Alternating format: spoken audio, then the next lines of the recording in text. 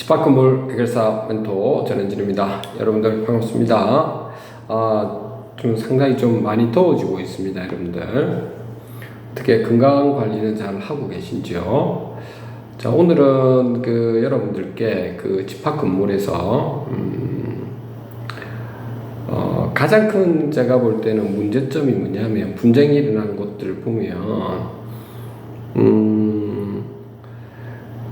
소통에서부터의 문제가 발생한다고 봅니다. 각자의 지금 사람들마다 자기의 생각이 있죠. 그러니까 그 생각을 말하는 거에 대해서 다시 말해서 의견을 갖다가 개진하는 부분은 얼마든지 할 수 있는 겁니다. 그렇죠? 자, 그 개진 내용이 우리 집합 건물에서 보면 단지 자기가 가지고 있는 호실, 상가 같으면 호실, 또는 여러분들 문화시설 같으면 거기도 어떤 호실, 또는 생활형 숙박시설이나 비즈니스 호텔 같으면 그 객실에 있는 호실에 실질적인 이익을 위해서 개진하는 경우가 있죠. 그런 부분도 중요하다고 봅니다. 그러니까 개인에 대한 이익 추구권이죠. 우리가 보통 이게 자신의 이익에 대한 권리라고 해서 자익권 이렇게 보통 이야기를 하거든요. 이렇게 용어를 딱 줄여가지고 그것도 중요합니다. 자, 또 한 부분은 뭐냐면 우리 집합 건물에서의 공용 부분에 대해서 있죠. 다시 말해서 공용 부분은 공동의 이익을 위한 그러한 소통 그리고 자신의 어떤 의견 개진 이런 부분이죠. 근데 특별히 제가 볼 때는 공용 부분에 대해서는 의견을 개진할 때 여러분들 각자가 아마 이렇게 의견들은 다양한 의견들은 있죠. 소통하는 것은 좋은데 그 소통에서의 어떤 기준은 있어야 되죠. 어떤 기준에 좀 맞추어서 소통을 하면서 좀 더 나은 건물이 좀 더 발전할 수 있는 이런 방향으로 가야 되겠죠. 그 기준은 집합 건물의 소유 및 관리에 관한 법률이라고 하는 그 기준은 좀 맞춰서 가져야 되는 거죠. 그래서 제가 이게 이런저런 이야기 방금 말씀드렸는데 핵심적으로 오늘 말씀드리고자 하는 것이 뭐냐면 소통을 하자 이것보다는 좀 토론할 수 있는 이런 문화를 좀 만들어야 될 것 같아요. 집합 건물에서 보면 항상 이게 관리위원회 또 관리인 이런 분들은 반드시 제가 이렇게 밴드라든지 아니면 관리위원회 회의라든지 그런 데서 소유주분들이 좀 참석할 수 있도록 해서 화상으로도 얼마든지 참석할 수도 있지 않습니까? 그래서 화상이 공간을 만들어줘서 충분히 참석할 수 있도록 해서 그분들의 또 소유주분들의 또 입점주분들의 의견도 좀 들어보는 것이 그런 부분이 좀 소통의 어떤 첫 단수가 될 것 같아요. 그래서 각자가 이렇게 주장하는 바가 있을 겁니다.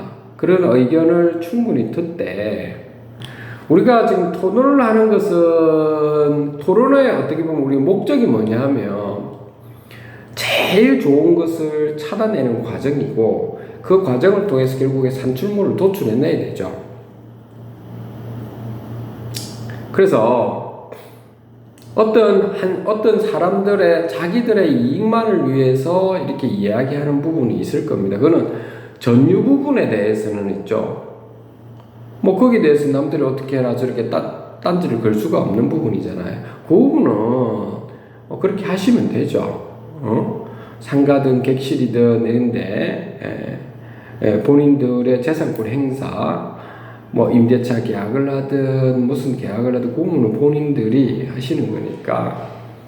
그런데 이제 공용 부분이라고 하는 부분에 대해서는 집합건물법에 또 기준을 좀 맞추어서 좀 해주면서도 나가야 되는데, 어떤 특정한 사람들 있죠. 이게 집합건물 많은 분쟁이 일어나는 거 보면 첫 단추를 좀 잘못 끼워서 이렇게 일어나더라고요, 대부분이.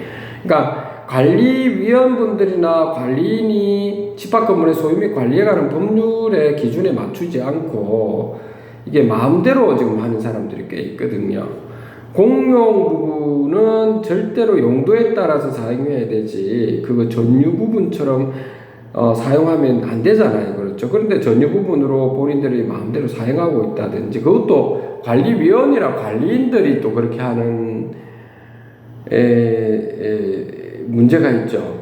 공용 부분을 마음대로 부숴가지고 전유 부분을 사용한다든지, 참 이게 황당한 일이 벌어지고, 관리비 같은 경우도 어떤 데는 좀 많이 부풀려가지고 청구를 한다든지, 이게 상당히 좀 문제가 있죠. 그런 부분들이. 그래서 이게 토론이라고 하는 것은 결국에 저는 여러분들 다 알다시피 지금 제일 좋은 것을 찾아내어서 그래서 공동의 이익을 위해서 하나를 찾아내는 거죠. 그러면 많은 사람들과 소통을 한 다음에 하는 건데, 누가 옳다 그르다 이런 부분이 아니잖아요. 어떤 사람이 의견 개진하는 게 저 사람이 말이 맞다 안 맞다 이렇게 보시지 마시고, 우리 공동체 전체의 이익이 되는 것이 무엇인가, 그러니까 무엇이 옳은가를 결정하는 과정이 우리는 토론이 되어야 되는 부분이고, 그래서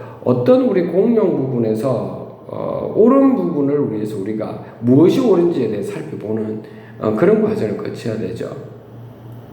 그러니까 이게 아마 여러분들 주변에 보면 꼭 이번에도 좀 그런 말씀을 하시던데, 어떤 분들께서는 집합건물에서는 여러분들 공용 부분이 용도에 따라 사용하는 겁니다. 특정한 사람들이나 단체가 공용 부분을 마음대로 독점적으로 배타적으로 점유해서는 안 되는 겁니다. 지분이 아닌 용도에 따라서 누구나 사용할 수 있는 권리를 가지게끔 해주는 겁니다. 이거는 가장 기본적인 사항입니다. 가장 기본적인 사항. 그런 부분이 이루어져야 되는데도 이게 지금 아직 우리나라에는 좀 문제점이 많은 것 같고요.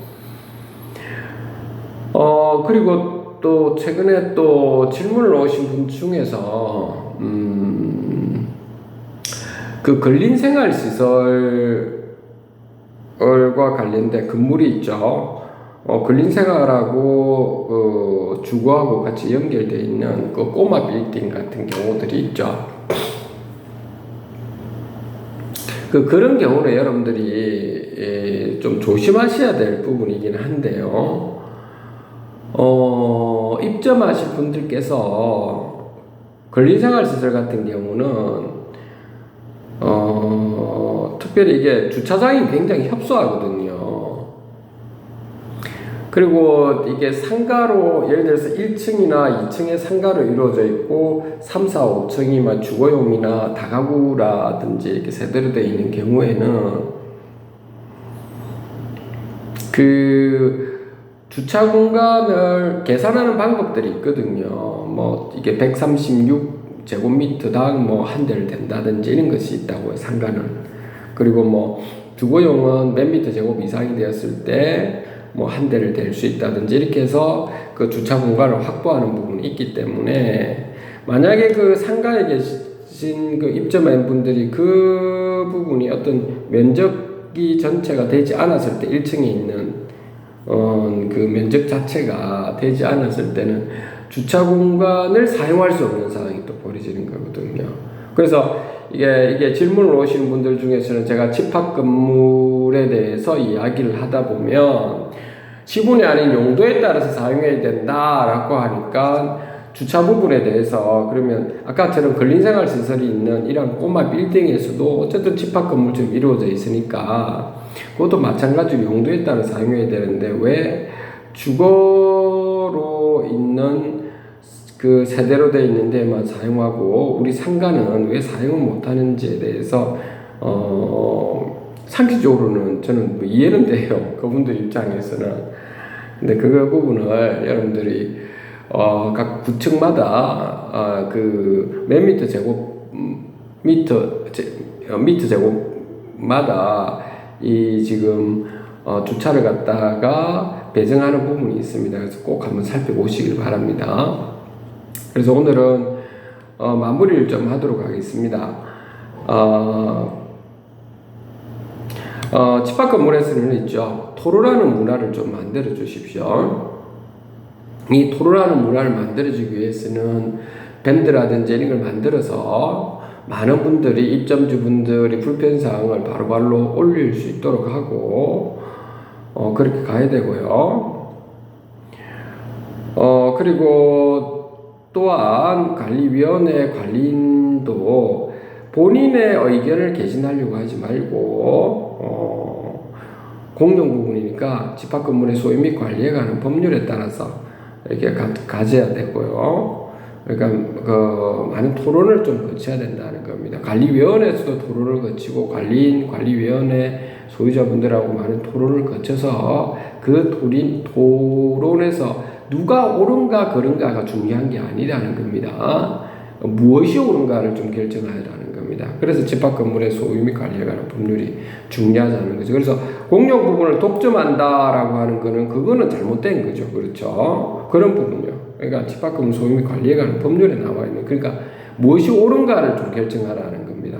누가 말하는 게 옳다 그르다 하는 게 중요한 것 같지는 않아요.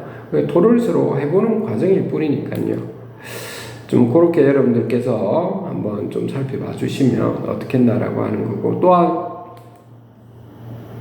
저 전국 각지에 보면 제가 안타까운 부분이 관리규약도 여러분들 잘 만들어져야 됩니다. 관리규약 자체가 여러분들이 잘못 만들었던 규약으로 인해서 상당히 거기에 있는 집합건물의 소유자 입점주분들한테 자산 가치를 침해를 일으키고 그리고 입점주분들한테 불편사항을 좀 가지게끔 되는 경우가 꽤 있거든요. 그 모르고 아마 이렇게 만든 경우도 있던데, 그래서 웬만하면 있죠. 여러분들이 있는 곳에는 관리인이나 관리위원들이 잘 모르면 일단 모르면 누구한테 무조건 의뢰를 해서 변호사한테 무조건 의뢰를 해서 뭐 어떻냐 저떻냐 그분들의 말씀만 듣고 이러지 마시라는 겁니다. 제가 말씀드렸죠. 자문도 중요한데 더 중요한 건 여러분들 스스로가 좀 알고 있죠. 알려고 하면 걸 토론을 좀 해보세요. 자주 토론을 한 다음에 꼭 필요한 자문을 또 받아야 되죠. 변호사한테 나중에 자문을 거칠 거는 거치고 이렇게 하세요. 그리고 변호사도 보면 좀 그런 게 있습니다. 그러니까 좀 바르게 하시는 변호사가 있고 그러니까 상황이다 보니까 어쩔 수 없는 것 같은데, 근데 여러분들이 좀 바르게 하시는 좀 변호사분들한테 미리 좀 이렇게 돌다리도 먼저 두들겨서 가야 된다고 뭘 일처리하기 전에 미리 자문을 해서 있죠. 진행하시는 게 어떻겠나라고 하는 겁니다. 아셨죠? 이제 그런 부분입니다. 그래서 그 두 가지 방금 말씀드렸습니다. 여러분들 토론을 좀 집합건물에서는 좀 해서 제일 좋은 것을 좀 찾아내는 과정과 산출물을 만들어내자라고 하는 겁니다.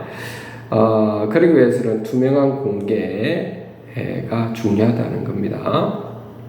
또 소통의 창구가 있어야 되고요. 또 하나는 관리규약 같은 경우는 잘못 만들면 안 된다는 겁니다. 법은 그 자체로서 정당성을 가집니다. 따라서 악법은 법이 아니죠. 그렇지만 법률은 입법자가 제정한 실정법이기 때문에 따라서 악법도 법률인 거죠. 자, 그렇기 때문에 여러분들 관리규약이 거기 있는 만든 사람들이 있기 때문에 실정법이니까 악법이 될 수 있는 규약들도 많이 있다고요. 거기에 그러니까 그런 부분을 좀 잘 살펴보시면 합니다. 오늘 여러분들 여기까지 좀 말씀을 드리겠습니다. 잘 지내시고 한 주간 그리고 집합 건물 관련되어 가지고 전국 각지에서 많은 연락이 오시는데 제가 꼭 필요한 경우는 꼭 답변을 잘 드리고 있지 않습니까? 그렇게 하시면 되겠습니다. 여기까지 하도록 하겠습니다. 감사합니다.